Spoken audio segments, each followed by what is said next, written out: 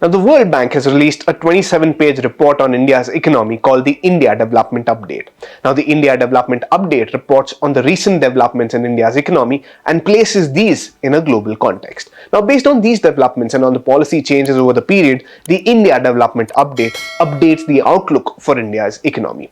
Now, in this Third Empire episode, we will discuss the most important data points from this report, and we will talk about the GDP growth and its outlook going forward, along with looking at the country's financial sector while throwing some light on India's external sector, including the exports and the imports. Additionally, with the start of the new financial year, one important aspect of our personal finances needs to be looked at very closely, and that is the tax planning bit. Now, in the usual course of action, it would mean making the necessary declarations so as to enable the employer to compute the applicable TDS. However, this year is slightly different as there is a completely new tax regime introduced by Srimati Nirmala Sitharamanji in the recently concluded budget. While every individual will be moved to the new tax regime by default, the choice of opting for the new tax regime or the old one still lies in our hands. So in this episode, we will also break down the difference between the old and the new tax regime and show you how each of this works in different scenarios to help you take a better, more informed decision on which regime should you be opting for. You are watching Informed Investor, the Third Empire, an initiative by Research and Ranking. Let's begin.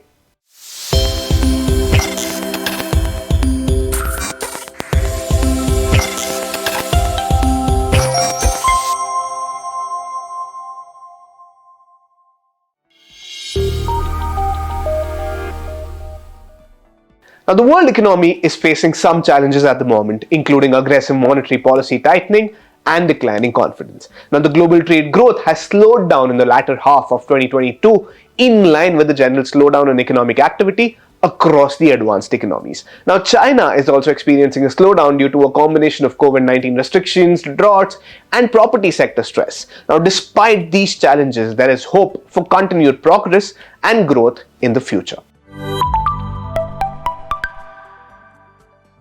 Now, amidst all of this chaos, how is the Indian economy performing, you may ask? Well, despite the challenging economic conditions globally, India has managed to emerge as one of the fastest growing major economies in 2022.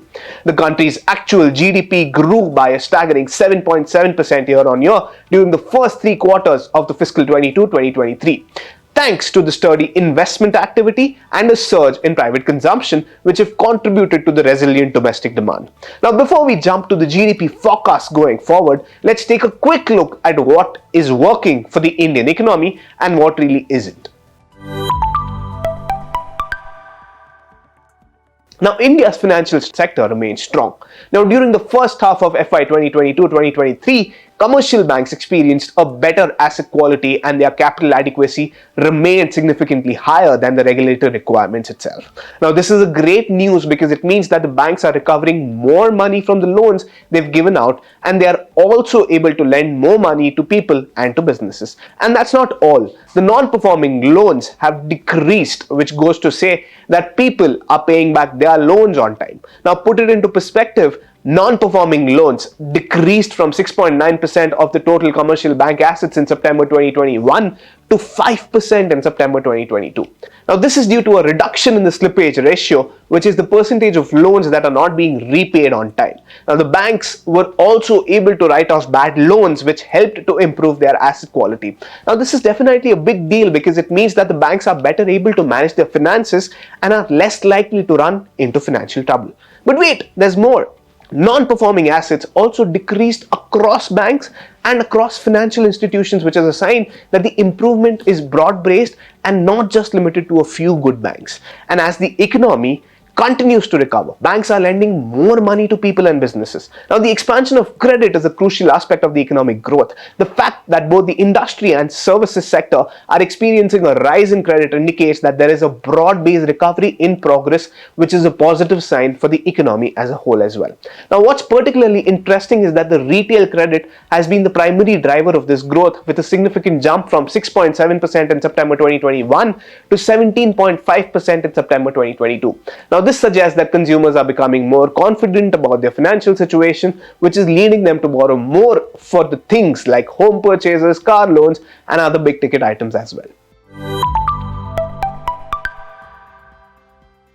Now, the current account deficit has also narrowed. Talking about the external sector, the current account deficit narrowed from 3.3% of the GDP in the first half of FY 2022-2023 to 2.2% of the GDP in the third quarter of FY 22-FY 23.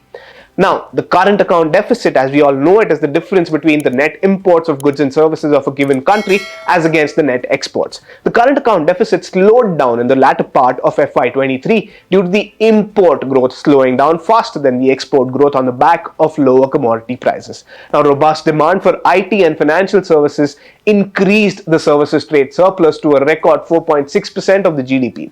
The resilient inflow of workers' remittance from abroad also boosted the secondary income receipts.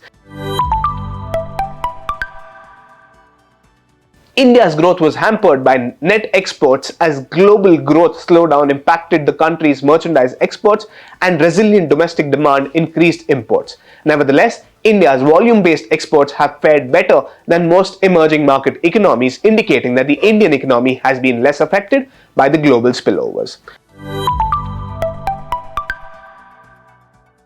Now, the GDP forecast for FY 23-24 has been updated by the World Bank, indicating a growth rate of 6.3% as opposed to the previously estimated 6.6% in December 2022. Now, the expected growth may be hampered by difficult external factors and a deceleration in consumption growth. Private consumption growth is likely to be impacted by the increased borrowing costs and the reduced income growth, while government consumption may slow down due to a discontinuation of the fiscal measures that were implemented during the pandemic. Now, according to the second advance estimate released by the National Statistics Office, the economy is estimated to grow 7% in FY23. For FY24, the economic survey released in January end has pegged India's baseline growth to 6.5%, while the RBI's growth forecast for the current fiscal is 6.4% again. Now, despite the external challenges to growth, India has been one of the fastest growing economies in the world as per the World Bank. Though there were some signs of moderation in the second half of FY23, growth was underpinned by strong investment, activity bolstered by government capex push, and the buoyant private consumption, particularly among high-income earners.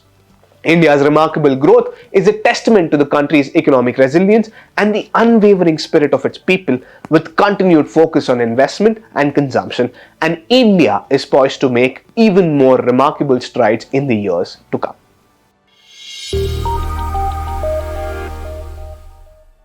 The Indian government levies tax on individual taxpayers like you and myself depending on our income level. Now, the recent budget saw the introduction of a new tax regime wherein the tax rates were reduced, but it was with a catch. Now, this has caused a lot of confusion amongst taxpayers regarding the choice between the old and the new tax regime. In today's episode, we're breaking down both the tax regimes and helping you with the calculation for you to be able to choose between the old and the new tax regime. So let's get into it. The new tax regime has widened the scope of taxation with several tax slabs ranging from 0% to 30%, with the highest tax rate applicable on income above 15 lakh rupees. Now, the tax exemption limit has also been increased to 3 lakhs. Additionally, a rebate will be allowed for income up to rupees 7 lakhs of 20,000 rupees, which was earlier capped at rupees 12,500 for income up to rupees 5 lakhs. Now, the only drawback here is that taxpayers under the new regime cannot claim any deductions apart from the standard deduction of 50,000 rupees. Now, under the old structure, the taxpayer can claim deduction, exemption, and allowance with which they can do proper tax planning and save on a lot of taxes as well. Now, despite the high tax rates, there are several ways or investment avenues which will help lower the eventual tax obligation.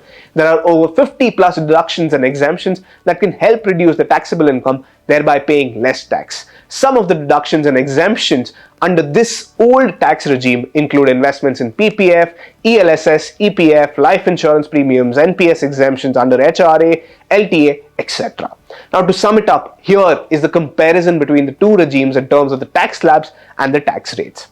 Now, let's try to understand which tax regime would be beneficial to you as a taxpayer. We will take examples of individuals with income of rupees 7.5 lakhs, rupees 12.5 lakhs, and rupees 15 lakhs. Now, for an individual with an annual income of 7.5 lakhs or less, the new tax regime works out better as there is no tax up to rupees 7 lakhs and the individual can also avail a standard deduction of 50,000 rupees in the new regime.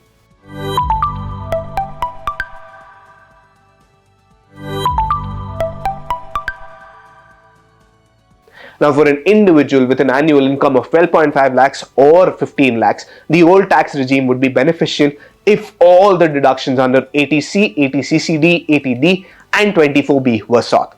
Now, the deductions being used to arrive at this rupees 4.25 lakh exemption on the taxable income are: first, the standard deduction, which is of 50,000 rupees. Second is the 80C deduction up to the limit of 1.5 lakhs, which includes the investments in PPF, EPF, insurance policies, equity linked savings scheme or ELSs, the home loan principal repayment, national savings scheme, etc.